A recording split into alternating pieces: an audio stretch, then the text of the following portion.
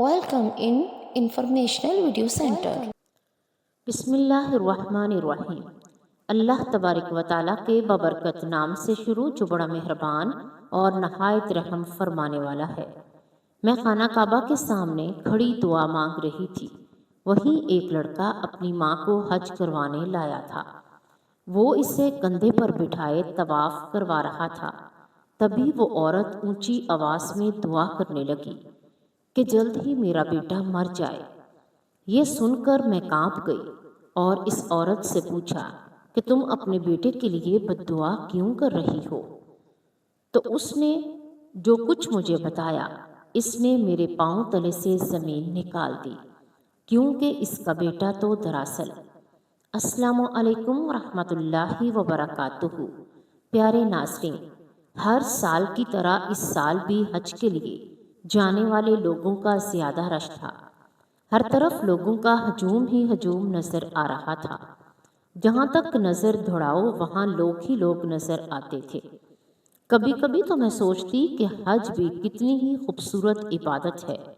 دنیا کے تمام امیر غریب، گورے کالے، غرض کے ہر رنگ کے، ہر قوم کے، ہر فرقے کو ختم کر دینے والی یہ ایک عبادت میں اکٹھے ہوتے ہیں، اور تمام لوگوں کا ایک ہی جگہ ایک ساتھ کھڑے ہونے کا یہ موقع اللہ تبارک و تعالیٰ نے کتنا خوبصورت بنایا ہے، جس سے اس بات کا اندازہ ہوتا ہے کہ اللہ کے نزدیک ہر انسان برابر ہے، چاہے وہ امیر ہو یا غریب، چاہے وہ گورا ہو یا کالا، بادشاہ ہو یا فقیر، سب اللہ کے نزدیک ایک جیسے ہیں اور حج جیسے فریضے کو انجام دیتے ہیں۔ سب کے سب ایک ساتھ کھڑے ہو جاتے ہیں۔ مجھے بھی کئی سالوں سے حج پر جانے کا بہت شوق تھا۔ میرا دل بھی بہت تڑپتا تھا کہ کب موقع ملے اور میں حج کے لیے جاؤں، لیکن وہاں تک جانے کے لیے میرے پاس اتنے وسائل نہ تھے۔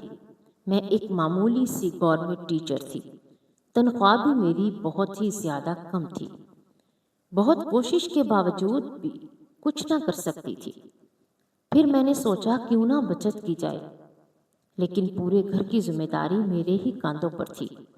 میرے ابا معذور تھے، اس لیے کوئی کام کاج نہیں کر سکتے تھے۔ گھر میں بہن بھائیوں میں سب سے بڑی تھی۔ چھوٹی عمر ہی میں گھر کا خرچہ اٹھانا شروع کر دیا تھا۔ پہلے میں اپنی پڑھائی کے ساتھ ساتھ ادھر ادھر نوکری وغیرہ کرتی اور اپنا گھر کا گزارا کرتی۔ بہت سے سکولوں میں بھی پڑھایا۔ جب میری پڑھائی مکمل ہو گئی، پھر میں نے ایک گورنمنٹ اسکول میں جاب کرنا شروع کر دی۔ معمولی سی تنخواہ دے رہے تھے، معمولی اس لیے کیونکہ ایک تو مجھے پورے گھر کا خرچہ اٹھانا تھا، اور دوسرا ہر گزرتے دن کے ساتھ مہنگائی اتنی بڑھتی چلی جا رہی تھی کہ جتنے بھی پیسے ملتے کم لگتے، لیکن گزارا تو کرنا ہی تھا۔ ساتھ میں گھر پر محلے کے بچوں کو ٹیوشن پڑھایا کرتی تھی۔ میرے باقی بہن بھائی بھی پڑھ رہے تھے۔ میری خواہش تھی کہ میں پڑھ لکھ کر میں بھی اپنے بہن بھائیوں کو ان کے مقام پر کھڑا کر سکوں کہ وہ جو کچھ بھی کما سکیں۔ امی چاہتی تھی کہ اب میری شادی کی تیاری کی جائے۔ میری عمر شادی کی ہو رہی تھی، مگر وہ اس بات سے بھی پریشان تھی کہ اگر میری شادی ہو گئی تو گھر کا سارا خرچہ کون اٹھائے گا، اور شادی کے لیے بھی تو سب خرچہ کون کرے گا، یہ سب کیسے ہوگا۔ اس بات کو لے کر ہر وقت کی ٹینشن میں رہتی تھی۔ اماں نے کہہ دیا کہ جب تک میرے بہن بھائیوں میں سے کوئی اس قابل نہیں بن جاتا وہ اپنے پاؤں پر کھڑا ہو جائے یا اس گھر کا خرچہ چلا سکے، تب تک آپ میرے لیے رشتہ دیکھنا بند کر دیں، میں تب تک شادی نہیں کر سکتی۔ اماں کہنے لگی اگر میں نے وقت پر تمہاری شادی نہیں کی تو کوئی بھی رشتہ نہیں ملے گا۔ ویسے بھی ہر کوئی مجھ سے یہی پوچھتا تھا کہ اپنی بیٹی کی شادی کب کریں گے۔ لوگوں کو لگتا تھا کہ ہم تمہارا پیسہ کھانے کے لیے جو جان بوجھ کر تمہیں گھر پر بٹھائے ہوئے ہیں، لیکن حقیقت کیا ہے اس سے کوئی بھی واقف نہیں تھا۔ میں نے اماں سے کہا آپ لوگوں کی باتوں پر کیوں دھیان دیتی ہیں؟ دھیان دینا بند کر دیں۔ لوگوں کا تو کام ہی باتیں کرنا ہے، کیونکہ ذرا آپ بتائیں جب ہم مشکل میں ہوتے ہیں تو کوئی بھی ہماری مدد نہیں کرتا، کوئی بھی ہاتھ بڑھا کر نہیں کہتا کہ آپ کی جو مشکل ہے ہمیں بتائیے، ہم آپ کا ساتھ دیتے ہیں۔ یہ تو ہمارے گھر کا معاملہ ہے، میرا گھر میری ذمہ داری ہے، اور آپ سبھی کو کوئی نہیں میرے غیر نہیں ہے، آپ سب میرے اپنے ہیں، تو میں آپ سب کے لیے بوجھ کیسے بن سکتی ہوں، اور تم میرا فائدہ کیسے اٹھا سکتے ہیں؟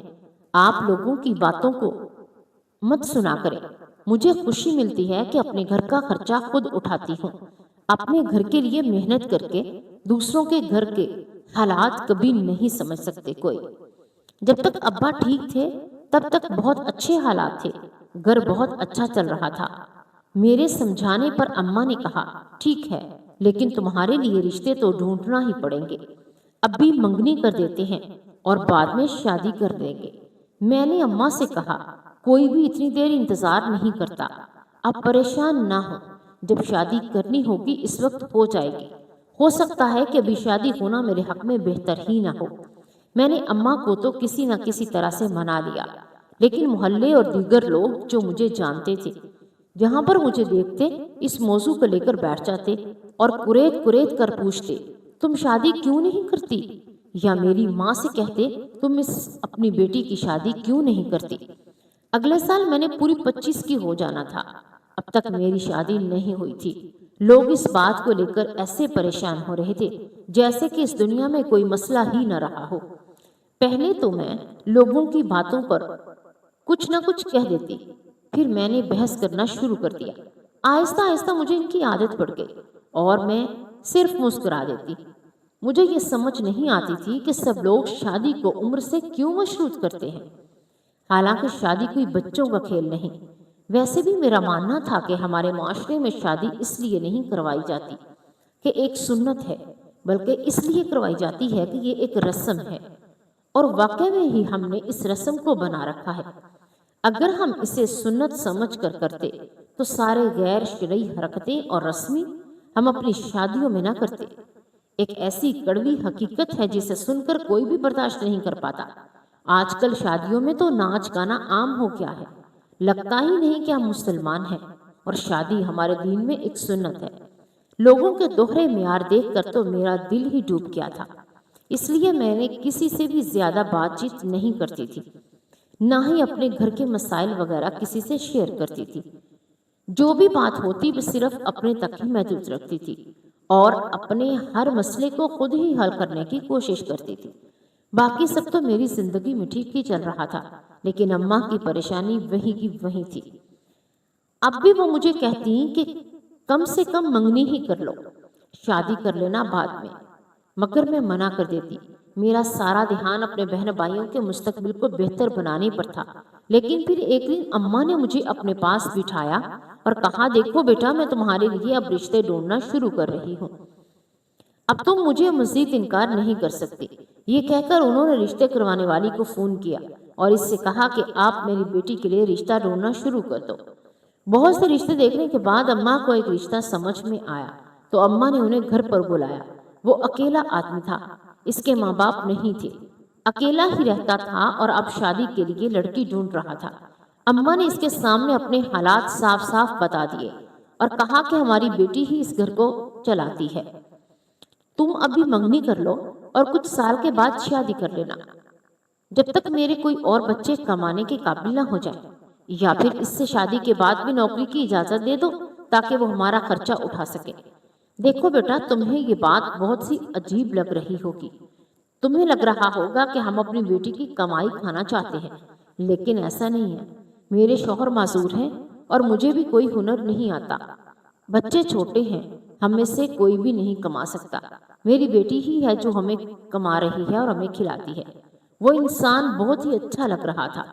اس نے اماں سے کہا، آپ فکر ہی مت کریں، بلکہ میں خود بھی آپ لوگوں کی مدد کیا کروں گا۔ یوں اماں نے اس رشتے کو پسند کر لیا اور رشتہ بھی پکا کر دیا۔ مجھے بھی وہ رشتہ بہت پسند آیا۔ ایک دو بار میں نے اس سے بات بھی کی کہ وہ بہت ہی مجھے سلجھے ہوئے انسان لگ رہے تھے۔ یوں ہماری شادی کی تاریخ بھی فکس کر دی گئی۔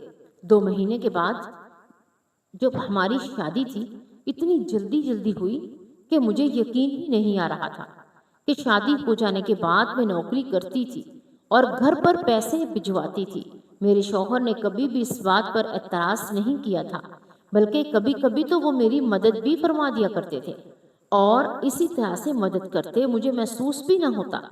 ان کی اچھائیوں کی تو میں گرویدہ ہو گئی تھی۔ شادی کے بعد وہ مجھے کچھ دن کے لیے گھمانے بھی لے کر گئے۔ زندگی میں اتنی مصروف ہو گئی کہ کبھی کبھی اپنے لیے وقت ہی نکالنا تھا، اور نہ کہیں گھومنے گئی تھی، نہ کبھی اسکول ٹرپ پہ گئی، اور نہ کبھی کالج ٹرپ پر۔ پہلی بار اپنے شوہر کے ساتھ ہی گھومنے کے لیے گئی تو وہ مجھے شمالی علاقہ جات میں لے گئے۔ وہاں کی خوبصورتی دیکھ کر تو میں دنگ رہ گئی کہ اتنے خوبصورت علاقے میں آ گئی ہوں، اور یہ اتنے پیارے علاقے ہمارے پیارے ملک میں موجود ہیں۔ مجھے ویسے بھی اپنے وطن سے بہت محبت تھی۔ مجھے تو ان لوگوں پر حیرت ہوتی تھی جو اپنے ہی وطن کو چھوڑ کر چلے جاتے تھے۔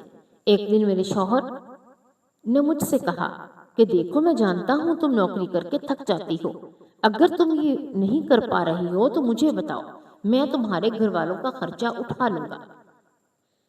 میں نے اپنے شوہر کو محبت سے دیکھا اور ان سے کہا، دیکھیں، آپ کی بات میں سمجھتی ہوں اور یہ بھی جانتی ہوں کہ آپ کو میرا خیال ہے، لیکن وہ میرے گھر والے ہیں، اور اماں کو یہ بات بالکل بھی اچھی نہیں لگے گی کہ آپ ان کا خرچہ اٹھائیں۔ ویسے بھی میرے بڑے بھائی کا کالج اس سال ختم ہو جائے گا اور وہ اب نوکری ڈھونڈ چکا ہے، ادھر سے اسے اچھی تنخواہ بھی مل رہی ہے، تو میں اپنے نوکری چھوڑ دوں گی۔ میرے بھائی نے خود مجھ سے یہ بات کی ہے۔ میرے شوہر یہ سن کر خوش ہو گئے اور کہنے لگے، اچھی بات ہے، ورنہ تمہاری اماں بھی ہمیشہ اس بات پر پریشان رہتی ہیں کہ تم کما کما کر دے رہی ہو، لیکن مجھے تم سے حد سے زیادہ پیار ہے۔ تم جس طرح اپنے گھر والوں کا خیال رکھتی ہو، میری زندگی میں ایک نعمت بن کر آئی ہو۔ اپنے شوہر کی محبت پر تو میں آنکھیں بند کر کے یقین کر رہی تھی۔ پھر کچھ عرصہ کے بعد جب میرے بھائی نے نوکری کرنا شروع کر دی اور مجھے تسلی ہو گئی کہ گھر کا خرچہ آرام سے چل سکتا ہے، تو میں نے اپنی نوکری چھوڑ دی۔ اب میں پورا وقت گھر پر رہتی اور گھر کے کام کاج کرتی۔ مجھے بہت سی کتابیں پڑھنے کا شوق تھا۔ اپنے اس شوق کو پورا کرنے کے لیے میں بہت سی کتابیں خریدی اور وقت فارغ بیٹھ کر پڑھنے لگی۔ ان سے مجھے بہت کچھ سیکھنے کو ملتا تھا۔ ایک دن میرے شوہر نے صبح آفس میں جانے سے پہلے مجھ سے کہا کہ میں تمہیں آج ایک سرپرائز دوں گا، تم یقیناً بہت زیادہ خوش ہو جاؤ گی۔ میں حیران ہوئی کہ آخر وہ مجھے کون سا سرپرائز دینا چاہتے ہیں۔ ایسی کیا بات ہو سکتی ہے؟ پورا دن میں اس بارے میں سوچتی رہی، مجھے پتا بھی نہیں۔ انتظار تھا مجھے کہ کب شام ہوگی، واپس آفس سے گھر آئیں گے اور مجھے سرپرائز دیں گے۔ جب شام ہوئی تو میرے شوہر واپس آئے۔ میں فوراً ان کے پاس آئی اور انہیں پانی وغیرہ دیا اور ان سے پوچھا کہ آپ نے مجھ سے کہا تھا کہ آپ مجھے کوئی سرپرائز دیں گے، آپ بتائیں کہ کون سا سرپرائز تھا؟ میں پورا دن اس بارے میں سوچ رہی تھی۔ یہ سن کر وہ ہنس پڑے اور کہنے لگے، تم بھی کتنی پاگل ہو، بچوں کی طرح چھوٹی چھوٹی چیز پر خوش ہو جاتی ہو۔ اچھا دیکھو، تم ہمیشہ سے حج پر جانا چاہتی تھی نا، تو میری کمپنی نے کچھ لوگوں کو چنا ہے جو اس سال کمپنی کی طرف سے حج پر جائیں گے۔ سارا خرچہ کمپنی ہی اٹھائے گی اور ان لوگوں میں میرا نام بھی آیا ہے۔ اب تم تیاری کر لو، ہم جلد ہی حج پر جائیں گے۔ یہ سن کر تو میری خوشی کی انتہا نہ رہی۔ سارے اپنے خواب اس وقت سچ ہونے جا رہے تھے۔ میں نے اللہ کا بے حد شکر ادا کیا، اور اس نے ایک وسیلہ بنا دیا کہ میں نے کبھی سوچا نہ تھا مجھے ایسے موقع ملے گا۔ میرے شوہر ہم دونوں سے بہت زیادہ خوش تھے اور بار بار اللہ کا شکر ادا کر رہے تھے۔ ہم نے ایسی سعادت سے نوازا ہمیں اللہ نے۔ میں جلدی سے تیاریاں شروع کر دی اور اماں کو بھی فون کر دیا، بتا دیا کہ ہم حج کرنے جا رہے ہیں۔ وہ بھی سن کر بہت زیادہ خوشی ہوئی اور دعائیں دینے لگی۔ جانے سے پہلے میں اماں ابا سے ملنے کے لیے آ گئی۔ بار بار رو رہے تھے اور کہہ رہے تھے کہ میری بہت خواہش تھی کہ میں بھی حج پر جاؤں۔ میں نے ابا سے کہا کہ آپ اچھے کی امید رکھیں، ایک دن آپ بھی انشاءاللہ ضرور جائیں گے، اللہ تبارک و تعالیٰ آپ کو بھی موقع دیں گے، میں آپ کے لیے بہت ساری دعائیں کروں گی۔ سب سے مل کر ہم لوگ ایئرپورٹ کے لیے نکل گئے۔ مجھ سے تو اپنے جذبات سنبھالے ہی نہیں جا رہے تھے کہ جب ہم سعودی عرب میں پہنچے تو خوشی کے مارے میری آنکھوں سے آنسو نکل رہے تھے۔ ہمیں ایک اچھے سے ہوٹل میں رکے، اور جب میں نے پہلی بار خانہ کعبہ کی طرف نگاہ کی تو میرے جذبات ہی بالکل الگ ہو گئے تھے۔ میں صرف سوچا کرتی تھی کہ خانہ کعبہ جاؤں گی، اور آج اپنی آنکھوں کے سامنے خانہ کعبہ کو دیکھ رہی ہوں۔ اس مقدس جگہ پر کھڑے ہو کر میرا دل بہت سی دعائیں کر رہا تھا۔ میرے ہونٹوں سے الفاظ نہیں نکل رہے تھے۔ میں نے اپنے ابا کے لیے بہت سی دعائیں کی۔ پھر ہم واپس ہوٹل میں آ گئے۔ جیسے جیسے وہاں عبادت کرتی تھی ویسے ویسے میرا دل بہت ہی زیادہ نرم ہوتا جا رہا تھا۔ دل میرا تھا کہ کاش ساری زندگی یہیں پر رہ جاؤں۔ میں جانتی تھی کہ یہ دن میری زندگی کے لیے سب سے یادگار دن بننے والے ہیں۔ ایک دن میں خانہ کعبہ کے سامنے کھڑی اللہ کے حضور دعا مانگ رہی تھی کہ وہاں میں نے دیکھا کہ ایک نوجوان اپنی بوڑھی عورت کو اپنے کاندھے پر بٹھائے طواف کروا رہا تھا۔ یہ منظر دیکھ کر مجھے بہت ہی زیادہ خوشی ہوئی کہ کتنا نیک بیٹا ہے، اپنی ماں کو کاندھے پر بٹھایا طواف کروا رہا ہے۔ لیکن پھر اچانک سے میں نے اس بوڑھی عورت کی آواز سنی۔ وہ اونچی آواز میں دعا کر رہی تھی کہ اس کا بیٹا مر جائے۔ یہ سن کر تو میں کانپ گئی۔ کوئی ماں اپنے بیٹے کو ایسے بد دعا کیسے دے سکتی ہے، اور وہ بھی اتنا نیک بیٹا جو اپنی ماں کو کاندھوں پر بٹھا کر خانہ کعبہ کا طواف کروا رہا تھا۔ ایسی بد دعا ماں کیسے کر سکتی ہے، اور وہ بھی خانہ کعبہ کے سامنے؟ فوراً سے میں پریشان ہو گئی، اور آخر کیا ہوا کہ جو ایک ماں ایسی بد دعائیں دے رہی ہے، میرے لیے یہ بہت ہی حیرت کا مقام تھا۔ اس کے پاس موجود دیگر لوگ بھی اس عورت کو حیرت سے دیکھ رہے تھے۔ آخر اپنے بیٹے کے بارے میں ایسی کیوں بد دعا دے رہی، اس کے لیے ایسی بد دعا کیوں کر رہی ہے؟ مگر میں نے دیکھا کہ نوجوان کو ان سب سے کوئی فرق نہیں پڑ رہا تھا، بس خاموشی سے چلتا ہی جا رہا تھا اور اپنی ماں کو کاندھے پر بٹھائے طواف کروائے جا رہا تھا۔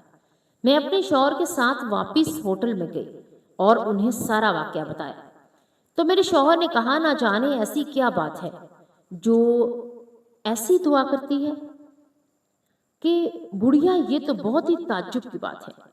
میں پھر باقی پوری رات اسی بارے میں سوچتی رہی۔ اگلے دن دوبارہ سے مجھے خانہ کعبہ میں وہی عورت بیٹھی نظر آئی، اور آج بھی وہ دعا کر رہی تھی۔ مجھے لگا کہ وہ دوبارہ سے اپنے بیٹے کی موت کی دعا کر رہی ہوگی۔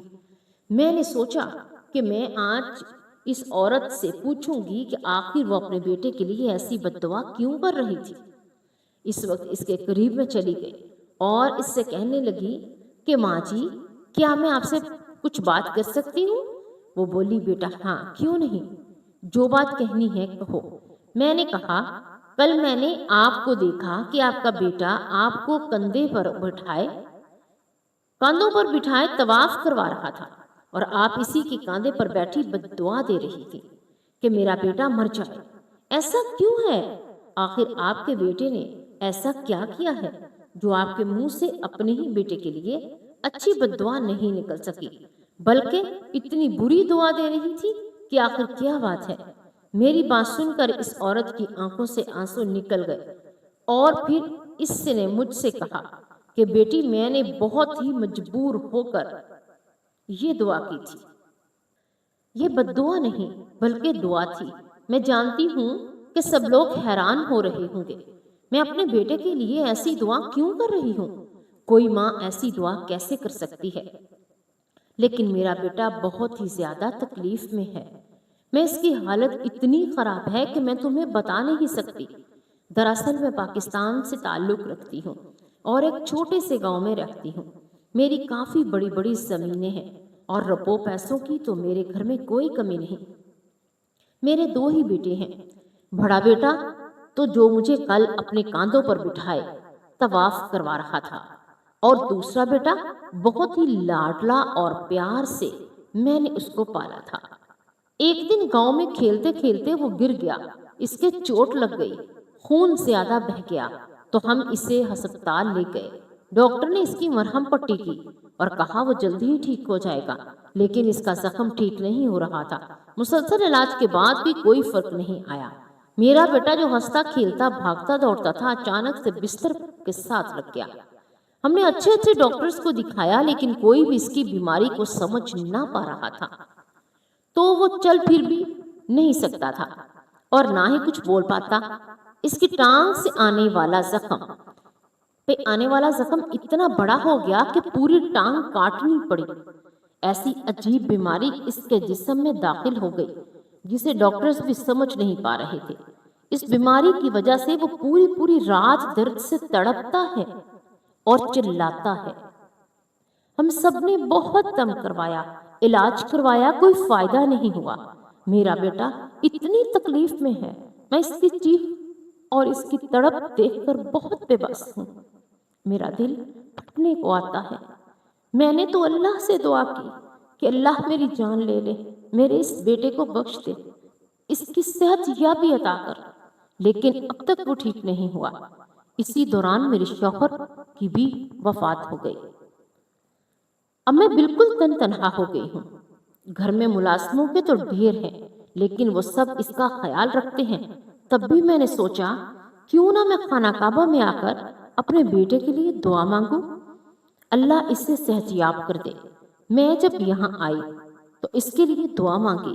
اسی رات مجھے گاؤں سے ملازم کا فون آیا کہ وہ بہت ہی زیادہ تکلیف میں ہے، اتنا زیادہ تڑپ رہا ہے کہ اس سے بہتر موت لگ رہی ہے۔ میری حالت پھر سے خراب ہو گئی۔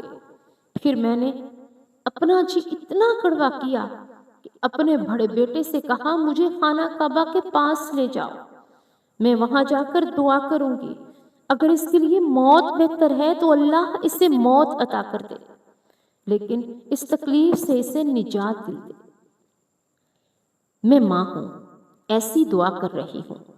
اپنی ہی سگی اولاد کے لیے میرا کتنا دل تڑپتا ہوگا یہ صرف میں جانتی ہوں، لیکن میں کیا کروں، میں مجبور ہوں۔ اس عورت کی داستان سن کر تو میری بھی آنکھوں میں سے آنسو نکل گئے۔ کوئی ماں اپنے سامنے اپنی اولاد کو اتنی تڑپ اور تکلیف میں کیسے دیکھ سکتی ہے؟ میں نے اس عورت کو سمجھایا تو امید کا دامن ہاتھ سے مت چھوڑو، اپنے بیٹے کے لیے ایسی دعا مت کرو، بس اس کی صحت یابی کی دعا کرو، وہ دیکھنا جلد ہی بالکل ٹھیک ہو جائے گا۔ پھر میں جتنے دن وہاں رہی روزانہ اس بوڑھی عورت سے ملتی اور اسے تسلی دیتی اور خود بھی اس کے بیٹے کی صحت یابی کے لیے دعا کرتی۔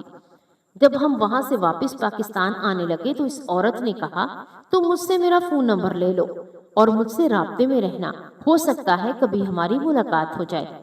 تو میرا اس نے بہت ساتھ دیا اور میں نے اس کا، اور مجھے بہت حوصلہ دیا۔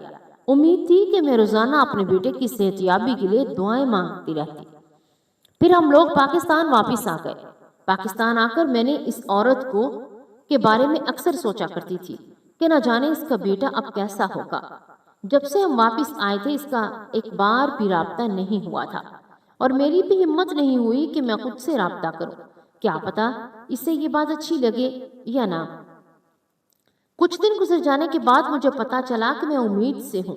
مجھے اور میرے شوہر کو جب یہ بات پتا چلی تو ہم دونوں خوشی سے پھولے نہ سما رہے تھے۔ انہی دنوں میرے موبائل پر ایک انجان نمبر سے کال آنے لگی۔ میں نے کال اٹھائی تو مجھے پتا چلا کہ دوسری طرف وہی بوڑھی عورت تھی جو مجھے خانہ کعبہ میں ملی تھی۔ اس کی آواز سن کر تو فوراً سے میں بہت خوش ہو گئی اور اس سے کہنے لگی آپ کا بیٹا کیسا ہے؟ اس عورت کی آواز سے مجھے خوشی محسوس ہو رہی تھی۔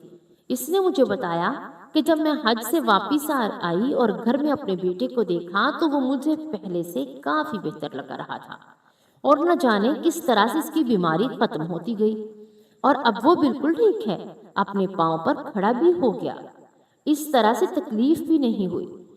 ڈاکٹر کا کہنا ہے کہ یہ تو معجزہ ہوا ہے، کچھ بھی وقت وہ مکمل ٹھیک ہو جائے گا۔ میں نے تمہارا شکریہ ادا کرنے کے لیے کال کی تھی۔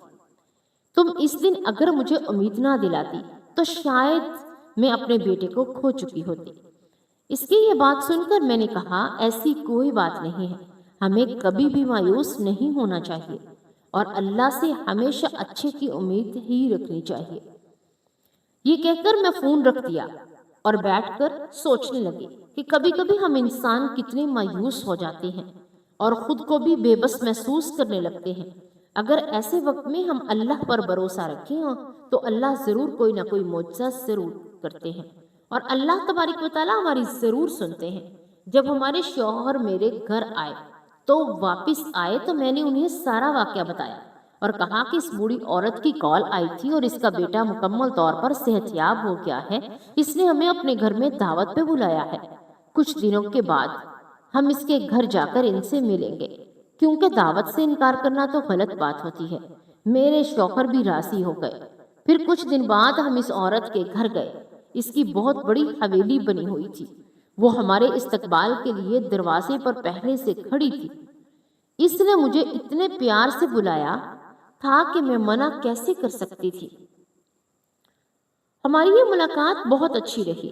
اب اکثر ہم ان سے ملنے گاؤں جایا کرتے ہیں، اور اپنی زندگی میں نے یہ سبق سیکھا کہ جہاں اچھے لوگ ہوتے ہیں وہاں برے بھی ہوتے ہیں، اور لازم نہیں کہ اگر انسان بہت ہی زیادہ اچھا ہو یا معصوم ہو، یا پھر کوئی انسان اتنا زیادہ برا ہو یا تکبر والا ہو۔